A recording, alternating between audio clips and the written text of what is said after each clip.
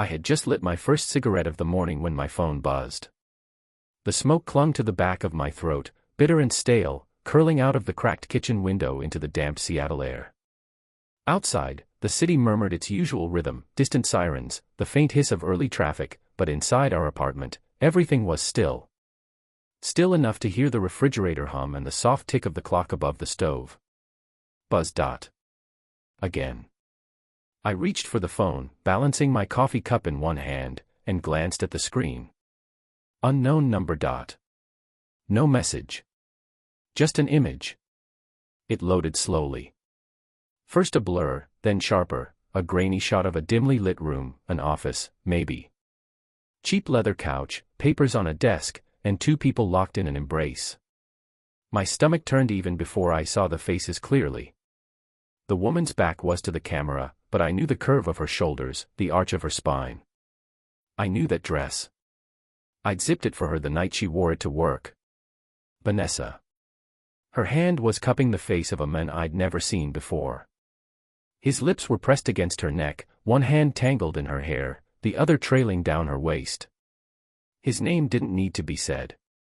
I knew who he was the same way you know thunder is coming after lightning. Ryan. The club owner. The office was his. I sat down hard on the edge of the kitchen chair.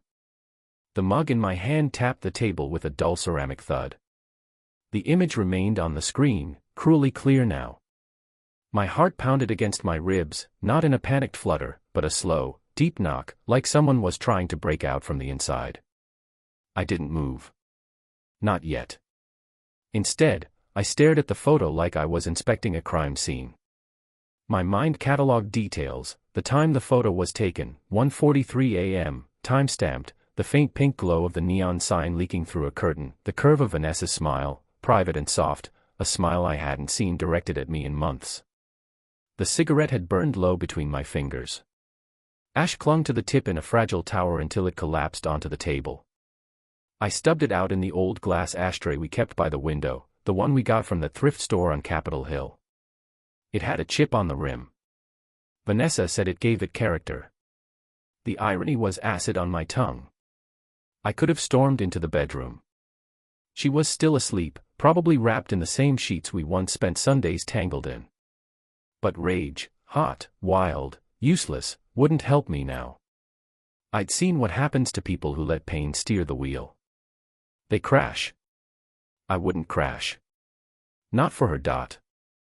Not for this. Instead, I tapped the screen, saved the image, and backed it up twice.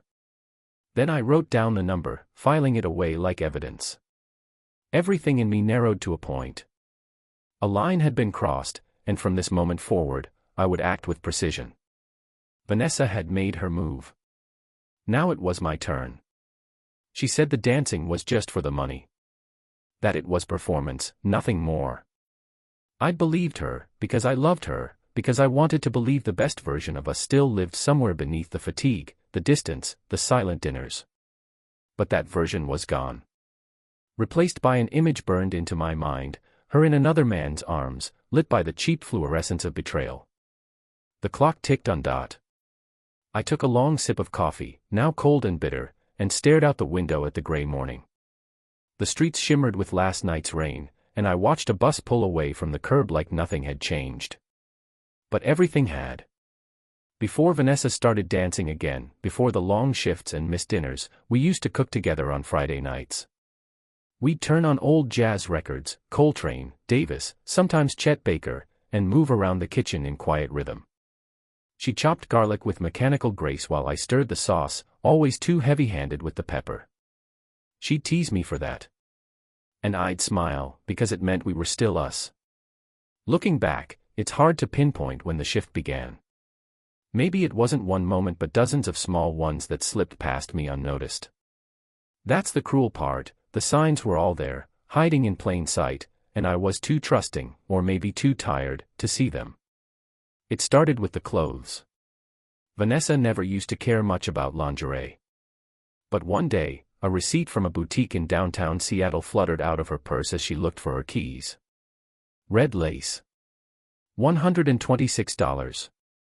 I picked it up, handed it to her, and she gave a casual laugh. Just wanted to feel sexy again, she said. For you. I believed her. I wanted to believe her. Then came the late-night shifts. The club was only supposed to be a temporary gig, something to help with bills while she figured out her next step in performance art. She said dancing was empowering. At first, I supported it, because I respected her independence. She came home tired, sometimes with bruises on her arms from rehearsals. Choreography stuff, she'd mumble. But her sleep schedule changed. She stopped eating with me. She started locking her phone. The distance grew slowly, like moss over stone. I blamed the usual suspects: fatigue, stress, a fading spark we never made time to reignite. I told myself we'd fix it after the holidays, or after we took the trip we kept postponing. I even booked a weekend in the San Juans. She canceled the night before. Last-minute club event, she said. Ryan's making everyone show up. I don't have a choice. I didn't ask who Ryan was. I just nodded. The silence between us thickened. We still shared a bed, but barely touched. Her scent changed, too, new perfume, deeper and spicier than her usual vanilla musk. She said it was a sample from work. One night, around 1 a.m., I woke to the sound of her laughing in the kitchen. I got up quietly, padded down the hallway, and stopped before turning the corner. Her voice was soft, flirty, not the tired version of her I usually saw. I peeked just enough to see her phone glowing in her hand. Okay, but you better keep that promise, she whispered, giggling. Then silence. The phone slipped into her robe pocket when she heard my footstep creak. Hey, I said. Everything okay? She jumped. Yeah. Just talking to Clara. She's going through something. I let it slide. But something cracked open inside me. The next morning, I searched our phone bill. No Clara. But there was one recurring number: late nights, long calls. I copied it down. Over the next week, I started keeping notes. Times she left, what she wore, when she returned. I looked through our joint bank account and found a series of ATM withdrawals in cash, always just under $200, always near the club. One transaction listed a floral boutique. She hated flowers. I took a sick day from work and waited in my car 2 blocks from the club. She arrived around 6:45 p.m., but didn't enter right away. She walked to the side alley and tapped on a metal door. A few minutes later, it opened. A man stepped out, broad-shouldered, confident, familiar only through vague reputation.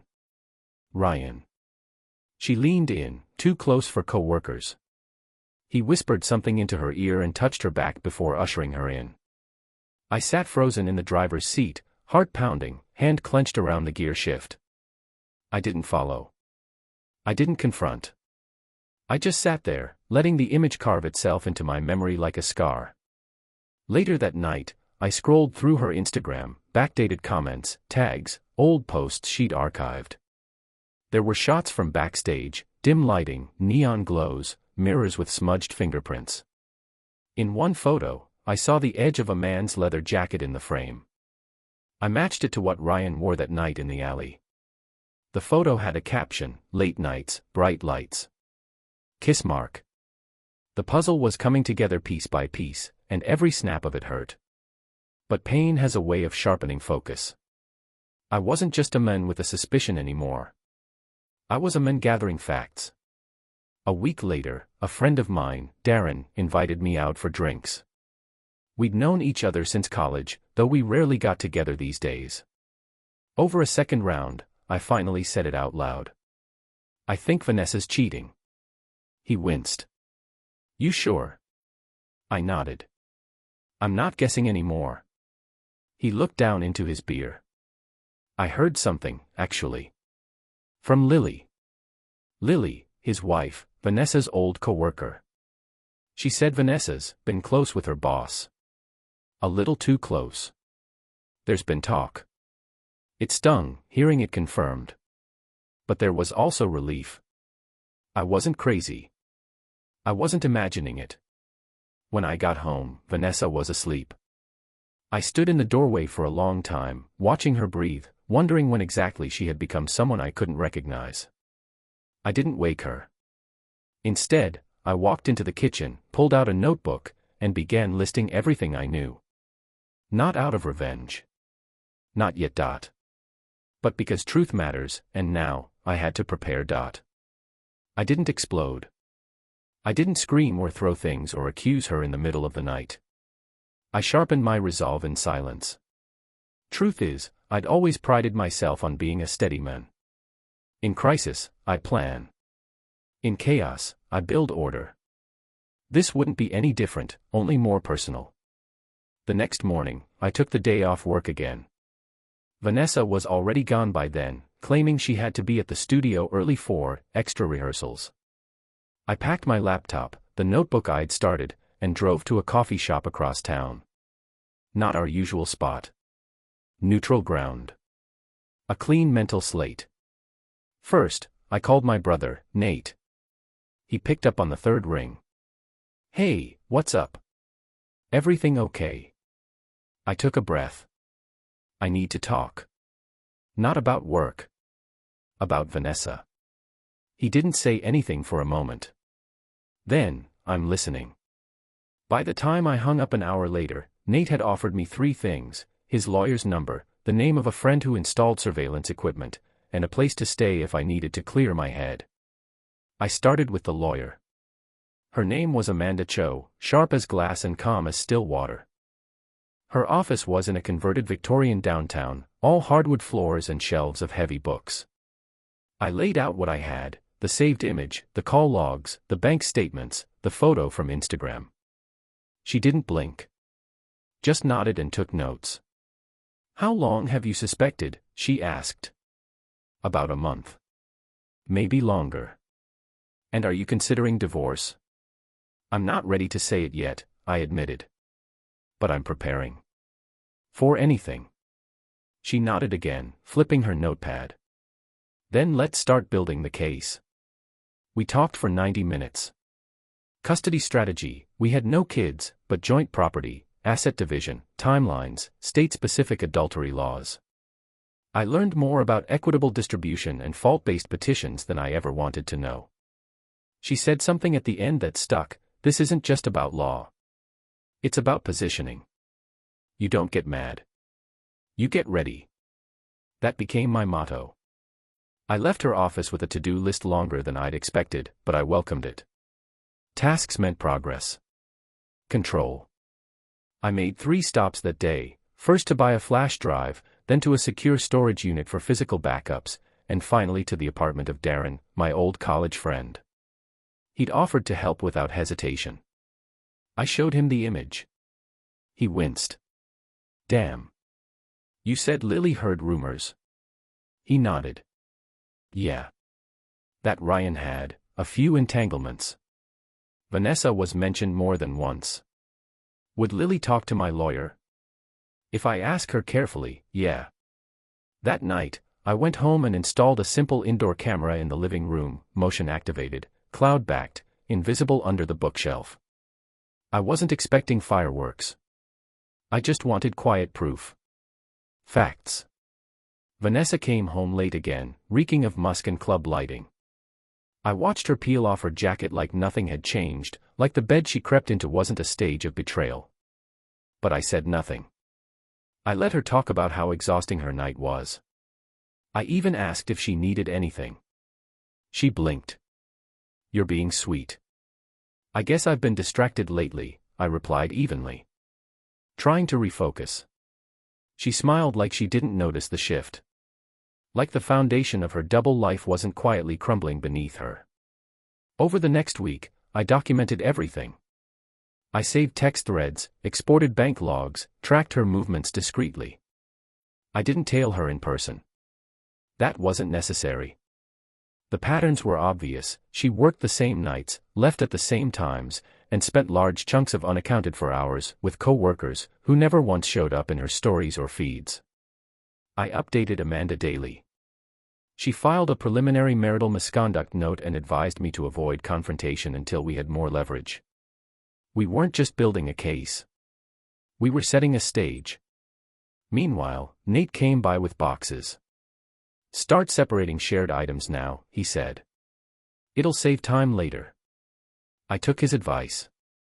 Slowly, methodically, I began cataloging what we owned together: appliances, furniture, shared subscriptions, and valuables.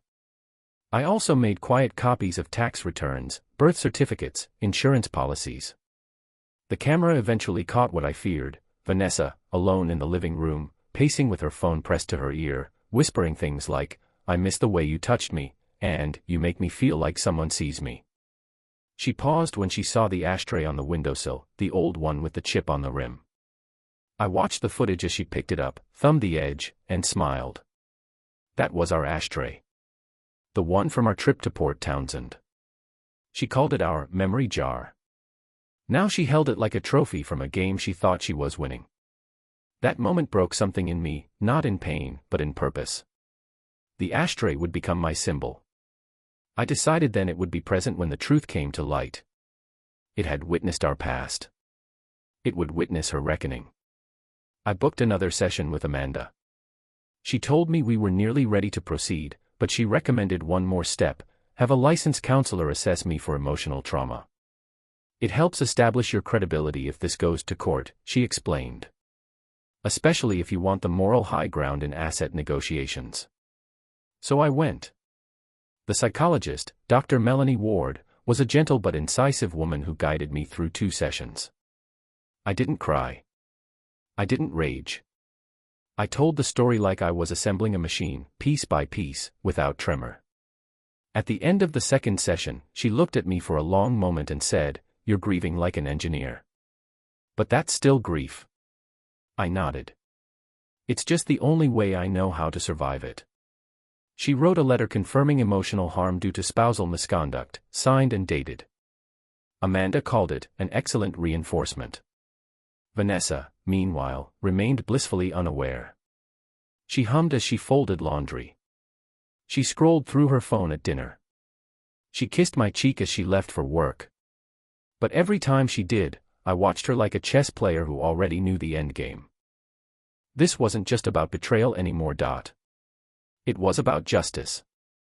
And I was almost ready to claim it. The living room was too quiet for what was about to unfold. I'd turned off the TV. The lights were dimmed. The only thing between us was the coffee table and the ashtray she once called our memory jar. I'd placed it there deliberately, its chipped rim turned toward her like a cracked smile. Vanessa walked in at 10:13 p.m., later than usual. She slipped off her heels and dropped her purse to the floor. "Hey," she said, voice casual. "You're up." "I am," I replied. "We need to talk." She paused, mid-step. "What's wrong?" I gestured to the couch. "Sit down." The tension in the room thickened instantly. She looked at me for a beat longer than necessary, then sat, hands tucked in her lap, shoulders tense. I stayed standing. "I want to be calm," I began. "I want you to listen without lying. That's all I'm asking for tonight." Vanessa's lips parted. I could see the reflex to deny rising up behind her eyes. I cut her off. "I know about Ryan." Silence. Her face drained of color. "I don't. I've seen the messages. The phone logs. The Instagram photo with his jacket. The withdrawals. The lies about Clara. And the recordings." She blinked, rapid and uneven. What recordings?" I stepped toward the table, reached beneath it, and pulled out the flash drive. I placed it gently next to the ashtray. Then I sat down across from her. "Everything you said in this room for the last 2 weeks. Every late-night call. Every whispered promise to him. It's all on here." She stared at the flash drive like it might burn her fingers if she touched it. I didn't mean." "Don't," I said flatly. "I'm not here for apologies. I'm here to tell you what happens next." Her shoulders dropped. "So this is it? You're throwing it all away?" I almost laughed. I'm not the one who did that, Vanessa. She leaned forward, tears welling, hands trembling. I didn't know how to tell you. I felt invisible for so long. Ryan, he noticed me. He listened. I stared at the ashtray. So you gave him everything we built.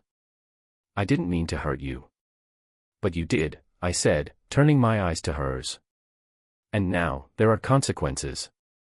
I opened the manila envelope beside me and slid it across the table.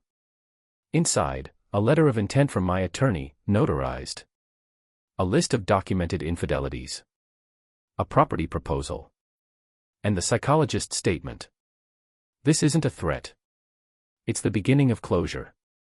Vanessa flipped through the pages with shaking hands. You planned all this? No. You made it necessary. The ashtray sat between us, quiet, unchanged, but heavy with history. She looked at it. You kept that? I nodded. It used to mean something. Now it reminds me what happens when people stop paying attention. She put her head in her hands, breathing unevenly. What happens now? You get a choice, I said. We do this amicably, or through court. Either way, I have everything I need. Her voice cracked. You really would go through with it? Yes, I said, steady and unshaken. Because I don't want revenge. I want peace. For a long moment, she said nothing. The only sound was the quiet hum of the refrigerator in the kitchen, distant and cold. Finally, she nodded. I'll sign. I stood. Then this is the last real conversation we'll ever have. She looked up. You still love me? I hesitated. Then, I loved who you were. But you chose who you are. And I walked out, leaving the flash drive, the envelope, and the ashtray behind. 3 weeks after the confrontation, I signed the final papers in Amanda Cho's office. The pen felt heavier than it should have. Not because I hesitated, but because I understood what it meant. The document was clean. No courtroom battle. No dragged-out discovery. Vanessa had agreed to everything we outlined. She kept her studio savings and personal vehicle. I kept the house, the joint account, and every piece of evidence sealed in a legal archive. We had no children, no custody battles. Just the quiet division of two lives once deeply entangled. Amanda handed me the final copy. Congratulations, she said softly. You handled this with integrity. I nodded, folding the document. And a spreadsheet. She smiled. Sometimes that's exactly what saves people. Outside, the air was brisk for a Seattle spring. Clouds churned overhead, but I felt lighter than I had in months. I didn't go home immediately. Instead, I drove to the waterfront. It wasn't far from Vanessa's old studio, though I didn't care. I wasn't there to revisit her world. I was there to reclaim mine. I parked near the pier, stepped out, and walked the long wooden boardwalk until I reached the bench I used to sit on during weekend mornings. I'd stopped going there once things started unraveling, too many memories clung to the sea air. But now it felt different. Clean. I pulled out my phone and opened a blank document. Title, Rebuilding from Ruin. It wasn't a novel. Not yet. Just thoughts. Notes. Lessons. I'd spent so long containing my emotions that when I finally began typing, the words flowed fast, unfettered. I wrote about shame without drama. About grief without collapse. About justice, not as revenge, but as structure. And I wrote something else, a mission. If even one person felt the way I did, that icy clarity after betrayal, the pull toward either chaos or order, maybe I could help tip them toward the light. So I started a blog. Simple layout. Clean header. No ads. Just an open space. I called it Still Standing.